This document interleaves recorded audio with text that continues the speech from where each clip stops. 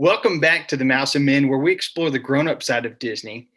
Be sure to find us online at themouseandmen.com, where you can download our top 10 things for grown-ups to do in Walt Disney World. And while you're there, you can find links to all of our social media profiles. Plus, find us on YouTube, where we broadcast the podcast. I am Bradley. I'm here with my co-host, co-caster, Chris. Chris, how you doing? Man, I'm doing so good. I have been pumped about talking about WandaVision, WandaVision. As long as we don't get sued for copyright infringement, I'll be talking about it and singing it all day long. Right. Well, this is another special episode. We did a review of Soul, the movie that came out Christmas Day on Disney Plus a little while ago. Now we're going to be talking about WandaVision today. Just wrapped up. Man, what a series that was. Chris, I know it took you a couple weeks to get into it. I was just trying not to give anything away. Not that there was anything to give away in the first couple episodes. Yeah. But it was fantastic. Fantastic. And I'm so glad that we got into it. I was telling you right before we went live that multiple members of my family have now watched it through multiple times. So I think that if you just used our data from Disney Plus, we've given that whole series, all of the episodes, like at least 5 watch throughs each, with all the family members watching it at various times. And so we have become addicted over the last couple of weeks with WandaVision. It has been appointment viewing. First thing we can do as soon as we can as a family, all get together to watch it on Fridays. It's been what we've been doing. And it's been a blast, man. I've been wanting to talk about it. Like when we got into it, I like, hey, let's dedicate a whole segment to it in every episode because it's appointment viewing. And I do like, though, that we have waited till it's over to kind of look back at it retrospectively versus talking about it a little bit at the time, because so many questions went answered and unanswered and answered in different ways. And so I think it would have almost been too much for my head to get wrapped around at my level of MCU fandom. What do you think? Yeah. So what would have happened in those first 3 segments is we would have said, what the heck is happening? Last week, it looked like Dick Van Dyke. And now a couple episodes later, it looks like the Brady Bunch. What is going on? And nobody would have been able to figure it out. What I love is they were able to do something creatively that they couldn't do in the movies. And it was just so interesting because, look, being a Disney nerd, I'm in a bunch of Facebook groups. In a lot of those groups are big time comic book fans. I mean, they've read all of these comics. And even they couldn't really explain what was going on. Yeah. And it was just cool because they were also really excited about how this story was playing out. And it's just a testament to how well Disney and Marvel did in just developing this storyline. Yeah, I have actually utilized like Disney Plus YouTube to see other fans, their conspiracy theories, their finding of the Easter eggs. I have become a deeper Marvel Cinematic Universe fan because after each episode, my wife and I will sit down and we'll watch the Easter egg videos we see on YouTube. We're like, oh, I didn't even know this was a thing. And oh, that's what that one Infinity Stone means. So it helped to wrap up, like really watch the episodes, watch what other people are saying about it, go back and rewatch the episodes, point them out and like, cool, I didn't even know that was there the first time. And so there were so many things that just kept us entertained and interested and wanting to go back. It really was like a magnet pulling us back to this series that when I first heard about it, again, I know that we've mentioned this in a couple of episodes, but when I first heard about a series about Wanda and then Vision, I was like, boy, they must be running out of ideas. But the way that they tied everything in, like I'm such a big fan of Wanda Maximoff and Vision now, and going back and watching the Marvel Legends videos on Disney Plus, it kind of catches you up to speed on the various characters that have new series coming out. That was really helpful. So I feel so taken care of by the Marvel Cinematic Universe fans out there making videos, but especially Disney Plus, because this was a heck of a ride, man. Well, like you said, all those super fans, because in the middle of each episode of WandaVision, there is a commercial. Yes. That fits into the episode. And I had no idea what any of it meant other than, sometimes they mentioned Stark Industries or something else that was really big in the Marvel Cinematic Universe in the movies.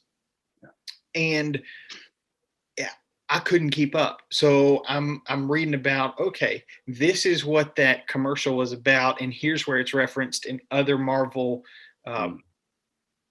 intellectual property, whether it's comic books or movies or whatever.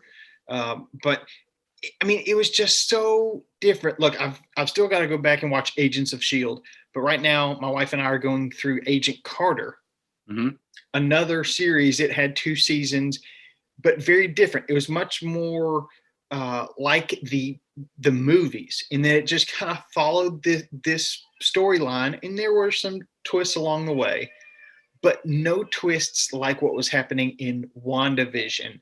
Yeah. I love it. I love that it was released weekly, because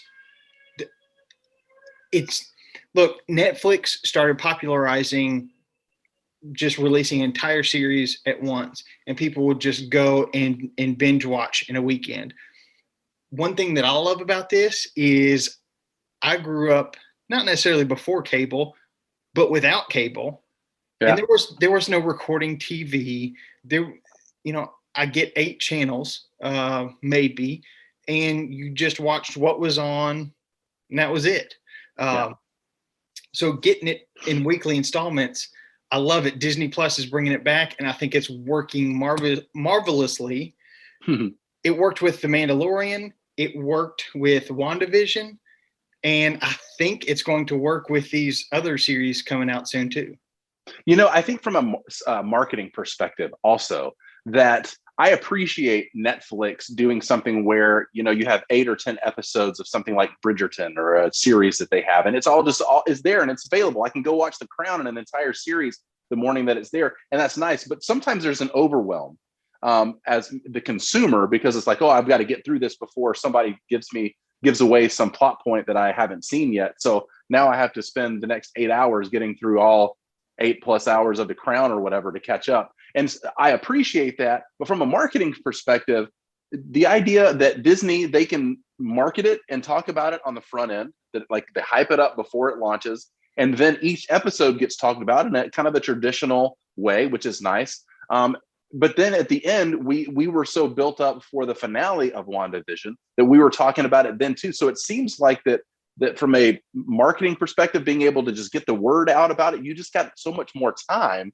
to discuss. But at a Netflix, it's like, okay, this is out, and you talk about it for the next couple of days, and then we're on to the next series. It's premiering on Hulu Plus or Apple TV or whatever, and so it kind of leaves quicker. But I like it because I kept going back to Disney every week, more excited about watching the next episode of WandaVision.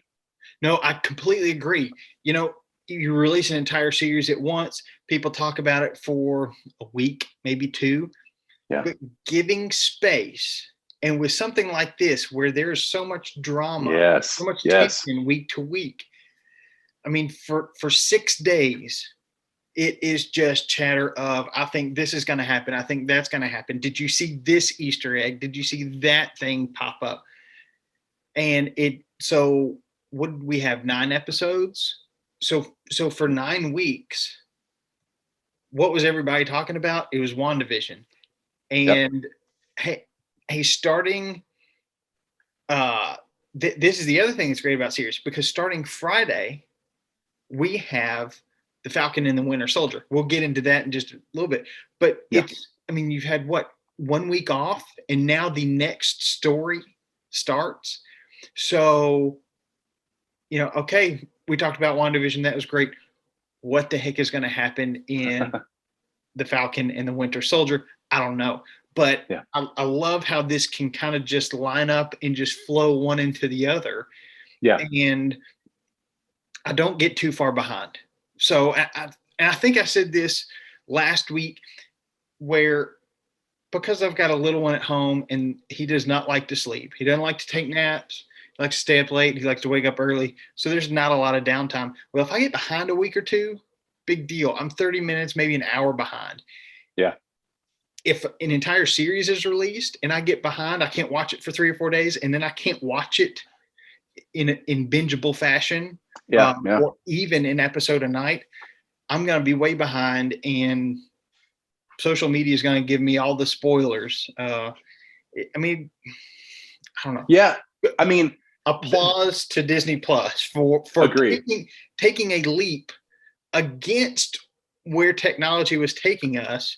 Yeah, it seemed like that Netflix way that you do it, it seemed like a trend that everybody was going to follow, but not Disney. And I really appreciate it. I mean, I know that I talked about this a little last week too, but the idea that the two characters that this show was about, I really wasn't that interested in going into it, but I was so sucked in over that time that I really got to know and enjoy and learn the characters, that it just made me that much more of a fan of the entire universe. Because I had thought when the Avengers series had kind of wrapped up with the last Endgame movie, but I didn't know these new characters that were coming out. I heard about these rumors of new movies and a new Marvel group of people, and like maybe young Avengers kind of things, but I'm not as familiar with them as I am with like Thor and Iron Man and Spider-Man and the Hulk, because most of these I had my whole life, if not the last 10 plus years in the MCU, to watch these characters develop. And so the fact that there was kind of a pause button there and there's these new characters being developed,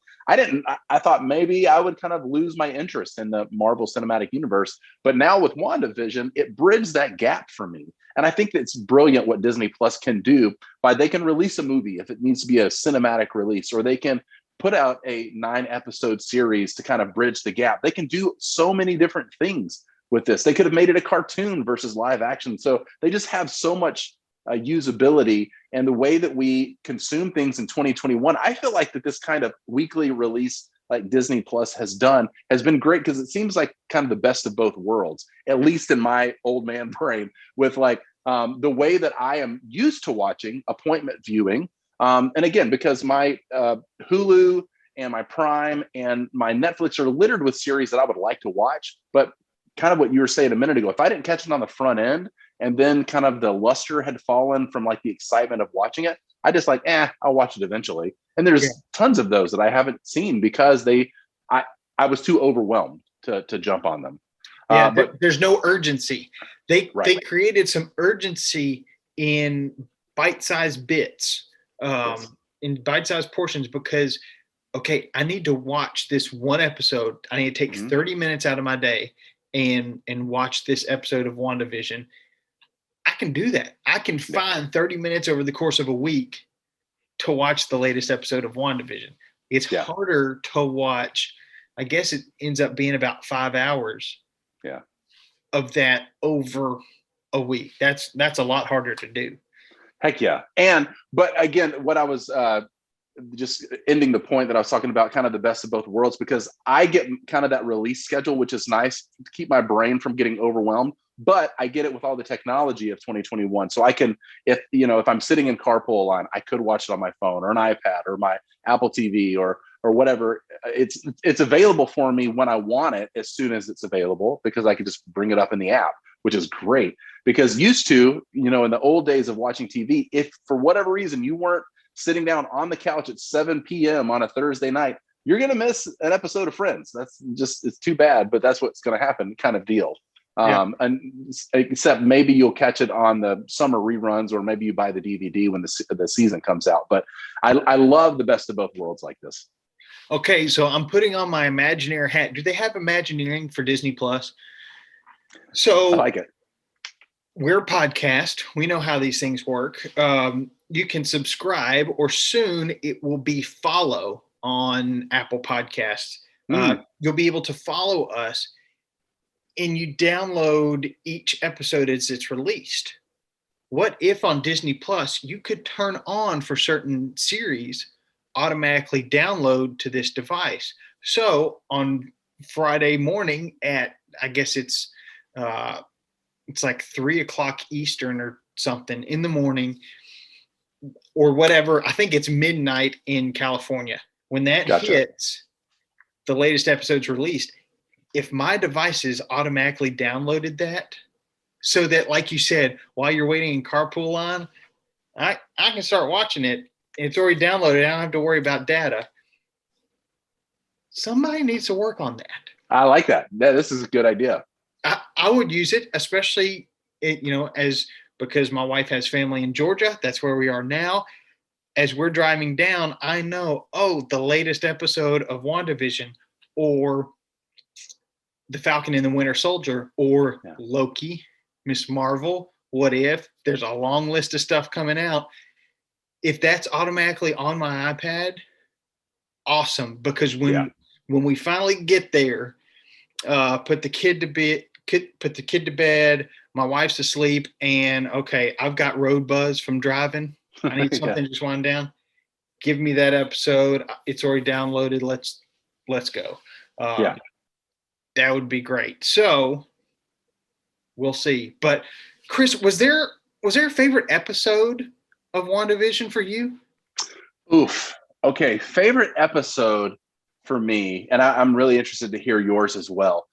I got so sucked in those first 4 episodes in particular were just magical to me, because I grew up watching old black and white Dick Van Dyke Show, Andy Griffith Show. There's some of my favorites still, and so I loved how well that WandaVision just treated essentially it's about a decade per jump that she does. And again, I would know that we'll say this all over the podcast, and I hope that we say it on YouTube as well, but spoilers, the season's over. There's a lot of people talking about it, and so just spoiler alert, there's a warning ahead for you. But I loved how well they took care of every single minute detail, even like just the embroidery on Vision's tie at some point was just magical. But when it hit the 70s kind of Brady Bunch feel to that may have been my favorite episode. It was so perfectly done. Just the way that it was a different camera than they were using in the other episodes, different background, obviously, and the hair, the clothing style, everything was so like to a T that I smiled the entire episode, even though there were some dark themes, especially towards the end there. It was just fun to watch it, and how well they did with making over all the sets and the costumes and the hair. It just like there didn't seem to be anything out of place as far as trying to set things in a particular decade or a different time period. Yeah. I love, like you, that old Dick Van Dyke series. Yeah. That first episode, it was modeled after that. The set was almost identical to the old Dick Van Dyke set. Just the placement of the door, the steps down from the entry into the living room.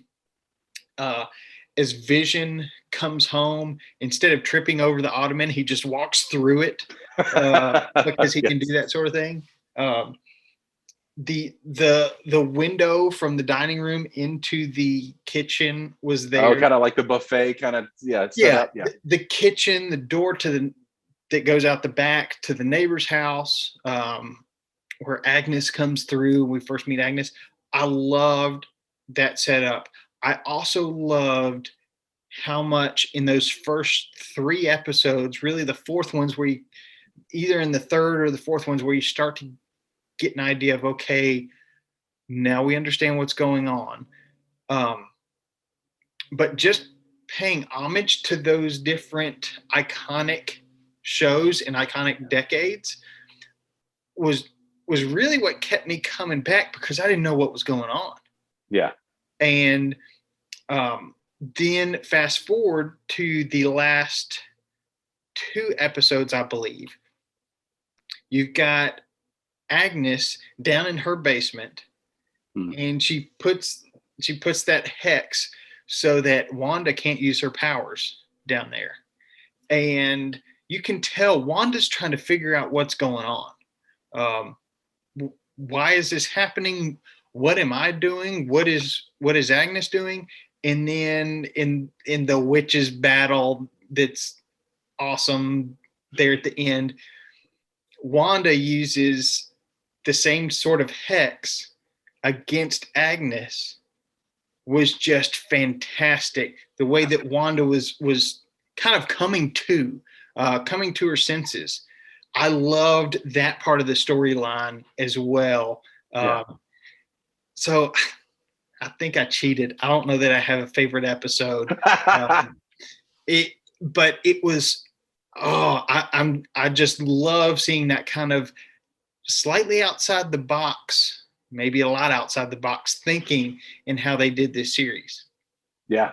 Well, okay, then how about this? Pop quiz back on you. Now that we've talked about favorite episode, can you give me a favorite theme song, especially from the first, 5 or 6 episodes where there was an individual theme for the different decades?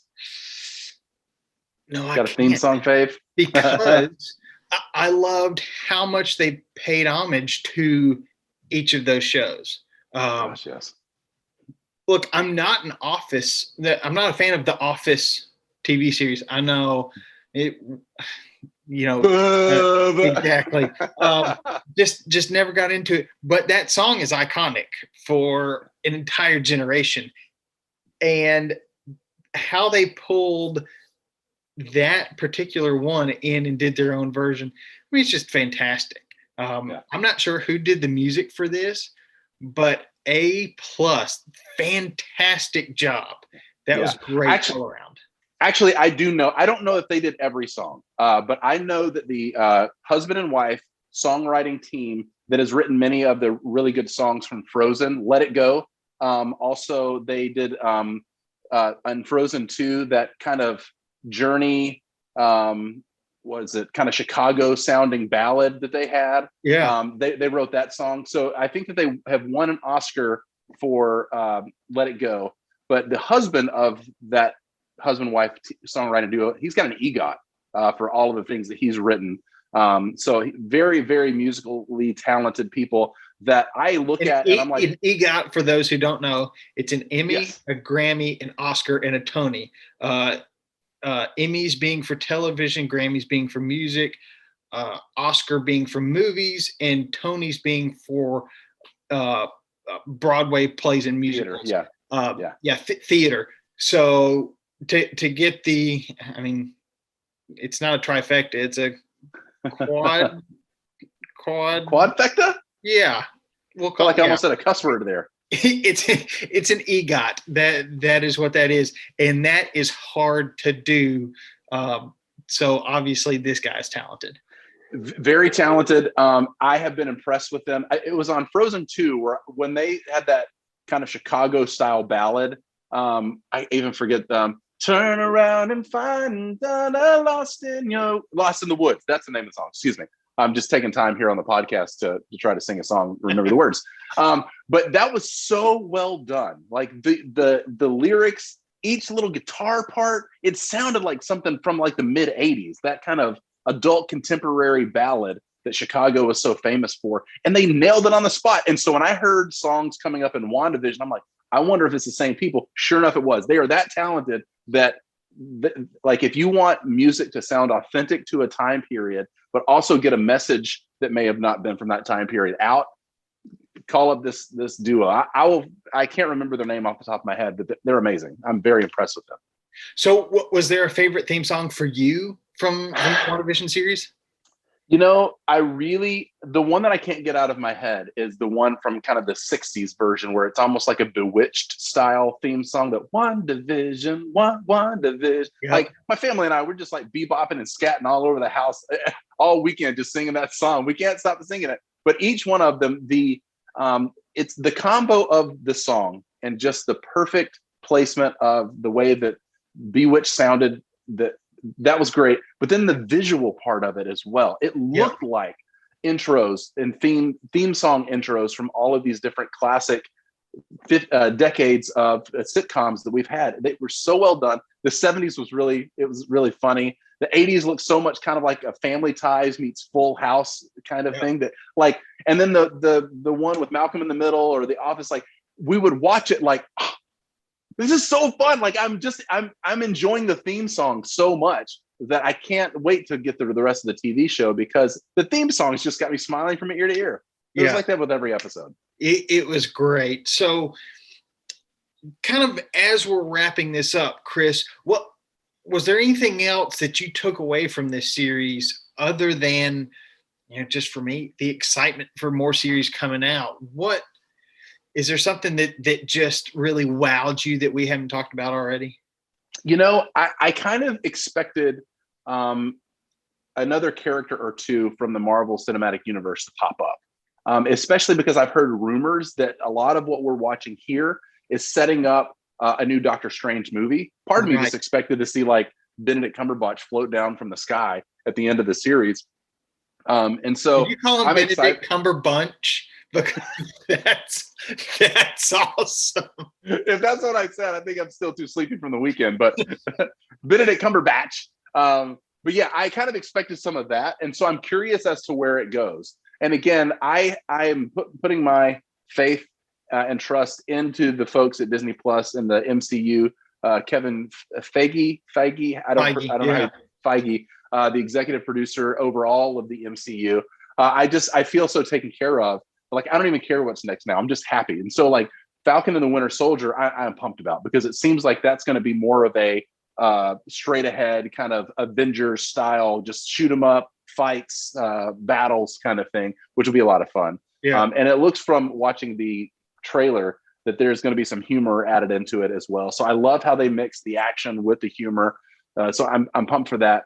And again, here I am thinking after Endgame, it's like, well, that was a good run of movies that I went and watched in the theaters, but we'll see if they can capture my attention again. MCU and Disney Plus has absolutely done it for me. What about you? Anything that you're looking forward to, or questions you didn't get answered? You know, you hit on it. Kevin Feige has done such a good job overseeing this entire Marvel Cinematic Universe, where I trust what he's going to do next. Totally. Not that I'm, because I'm not a comic book person, I'm not necessarily trusting that he's going to do the comic books justice or anything like that. Yeah. I'm trusting him to put a good story together. Yeah. That really connects into the overall arc, because we've had 23 movies. And I know we've had WandaVision, Agents of S.H.I.E.L.D., Agent Carter. Is there another series? I don't know. Inhumans is another series that's been going on.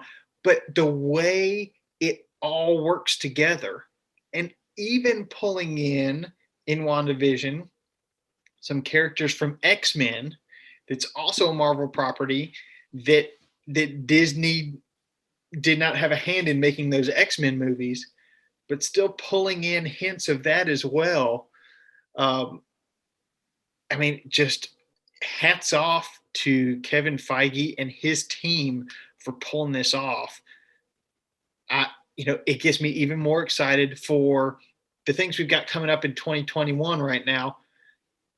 Falcon and the Winter Soldier starting Friday. We've also got Loki, Miss Marvel, Hawkeye, What If, which is an animated series that looks at, okay, what if this particular thing that happened in the Marvel Cinematic Universe happened differently, and kind of going off on this parallel universe.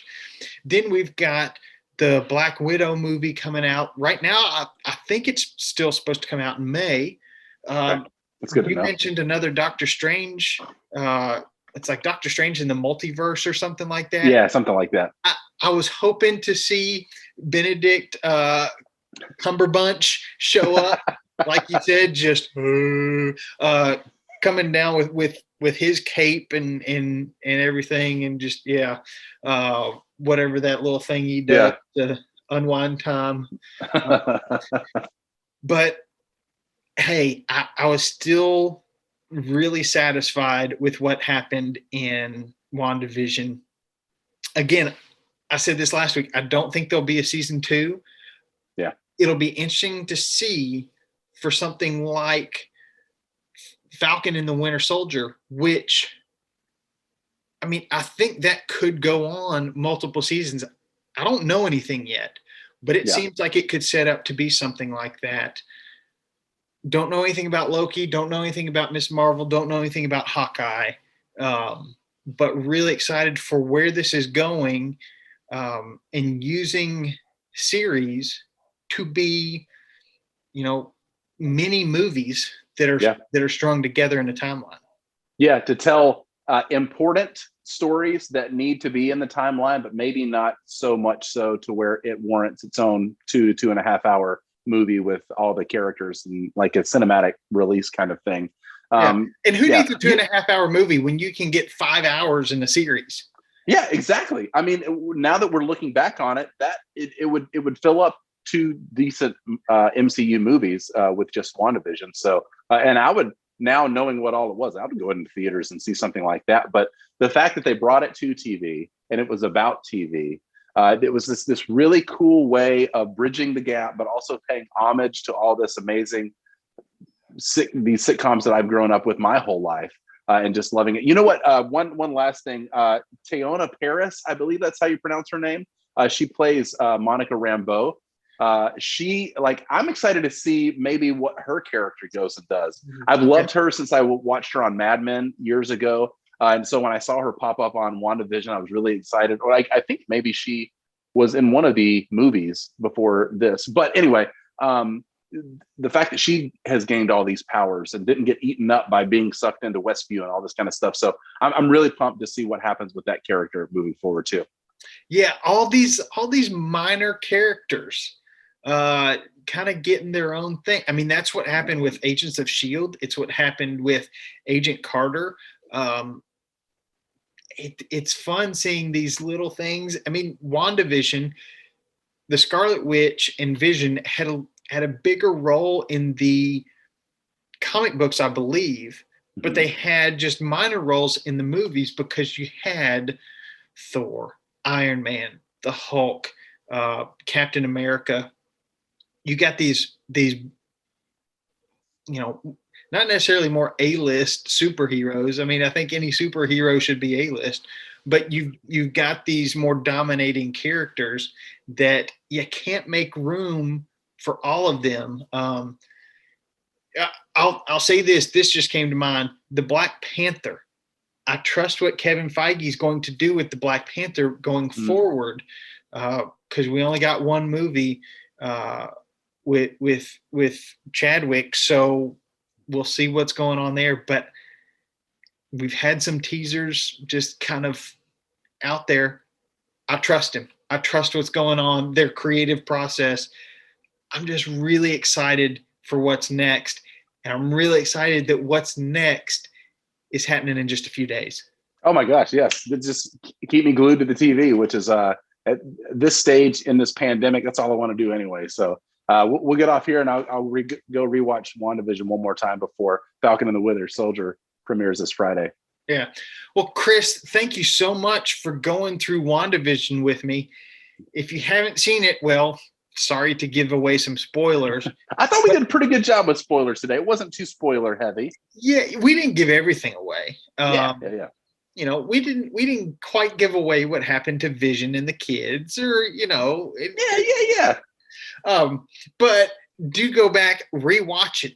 That's what we're going to be doing. Especially if you're on spring break this week, rewatch it with the family. Just relax. But also be sure to visit us online at themouseandmen.com, where, like I said earlier, you can get that top 10 things for grown-ups to do in Walt Disney World. Find us on social media. Follow us there. Follow us on YouTube, where we broadcast the podcast. Be sure to subscribe, or as Apple Podcasts is moving, to follow us on your favorite podcasting platform. There's so much going on. Really excited for what's happening next in the Marvel Cinematic Universe. I'm probably going to hang up and I'm going to go start WandaVision again. I've only seen it the one time through. I haven't seen it 3 times like your family, Chris. So I got some catching up to do. But also, I'm just going to go watch Marvel Legends to refresh myself on the Falcon and the Winter Soldier before Friday. That's what I suggest you do before you get started. Just a little refresher course, whet your appetite for what's happening Friday. And guys, I just want to encourage you, don't grow up too fast. But you got to keep exploring. I still, 5-6 years later, still miss. That's amazing. Say, hey, Uncle Hey, Chris. buddy. Oops. Hi. Wah, wah, wah. Wah, wah, wah, wah, wah. I know. I'm a nut. How you doing, buddy?